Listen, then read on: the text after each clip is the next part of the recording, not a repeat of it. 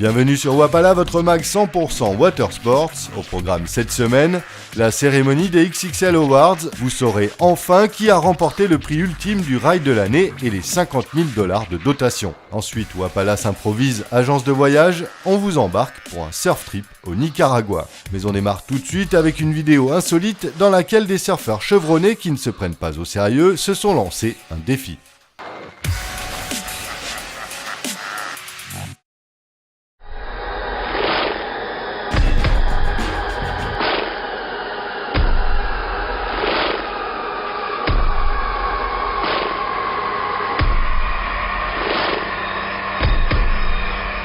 T'as planché à repasser?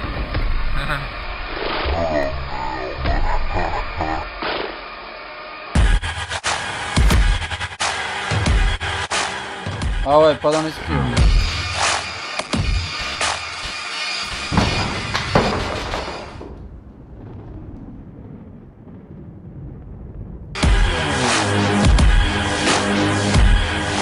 Qui a dit que le surf était une affaire sérieuse? En tout cas chez Wapala on pense tout le contraire. La preuve avec cette vidéo qui a fait le tour des réseaux sociaux. On voit ici Alex Mangiarotti accompagné de son pilote Gilles Dalove, deux chargeurs de gros qui se sont mis dans la tête de surfer une porte en tow-in. Oui, une porte. Comme quoi, c'est pas la peine de pester contre son matos, c'est bien le bonhomme qui fait la différence. À bon entendeur, salut. Elle a craqué!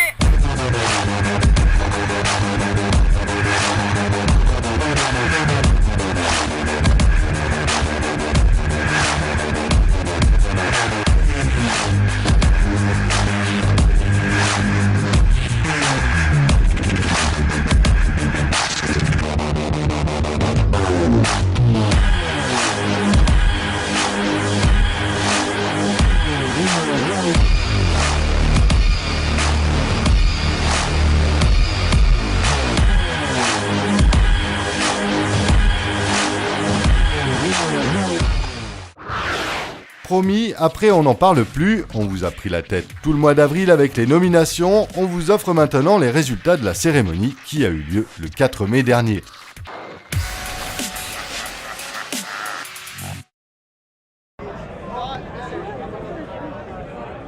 Tout le gratin de la board culture était présent pour ces 12e XXL Awards. Greg Noll, le premier Big Wave Rider de l'histoire, le surfeur de gros Shane Dorian, ou encore Tony Hawk, le skateur de légende.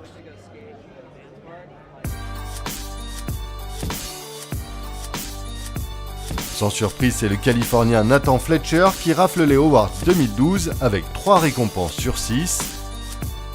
Son monstre surfé à Tiopo lui offre le prix du ride de l'année avec $50 000 en prime et le prix du Monster Tube.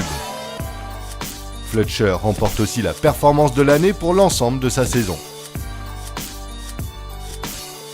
Les autres surfeurs en compétition vont se battre avec les miettes laissées par Fletcher. Après une mini polémique sur la taille de sa vague, c'est finalement Garrett McNamara qui s'offre l'award de la plus grosse vague, $15 000 et un nouveau record à 78 pieds, soit 26 mètres pour sa vague shootée au Portugal cet automne. McNamara repart aussi avec l'award de la plus grosse chute avec ce drop foiré à Jaws cet hiver.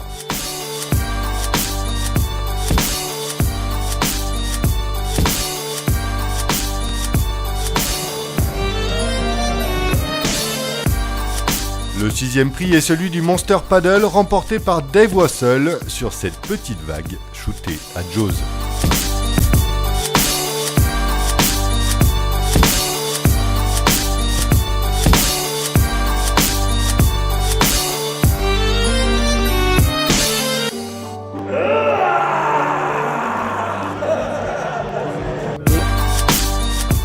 Pour finir chez les filles, on retiendra la charmante brésilienne Maya Gabeira qui remporte la meilleure performance féminine de l'année avec ce ride au Mexique.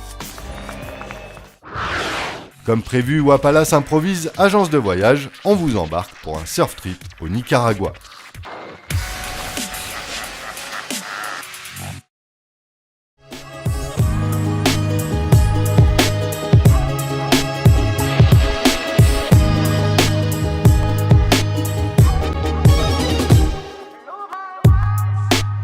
C'est l'histoire de 3 potes qui décident à la dernière minute de partir chasser la houle du Sud en Amérique centrale.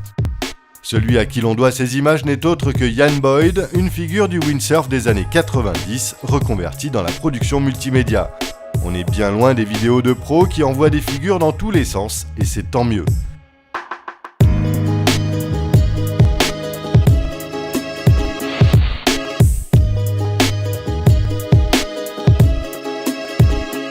Petit rappel de géographie, le Nicaragua est ce pays d'Amérique centrale, cette fameuse ceinture qui relie les États-Unis à l'Amérique du Sud et qui sépare la mer des Caraïbes de l'océan Pacifique. Le surf est assez récent au Nicaragua et la population locale vraiment accueillante. Les Lascars ne se sont pas trompés car la destination offre des stades de vagues plus qu'honorables. Ses côtes bien orientées permettent de recevoir quasiment tous les swells. La meilleure période est d'avril à mai avec les houles venues du sud, les 40e rugissants. L'hiver, les vagues sont moins consistantes, mais toujours de qualité. Bref, avec une eau qui ne descend jamais en dessous des 26 degrés, le Nicaragua est un spot rêvé, une destination roots avec des paysages sauvages et pas encore surpeuplés à l'eau, à découvrir de toute urgence.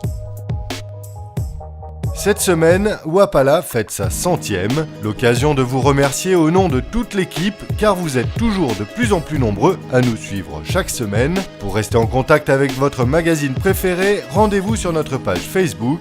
La suite des aventures la semaine prochaine. D'ici là, bon ride et prenez bien soin de l'océan.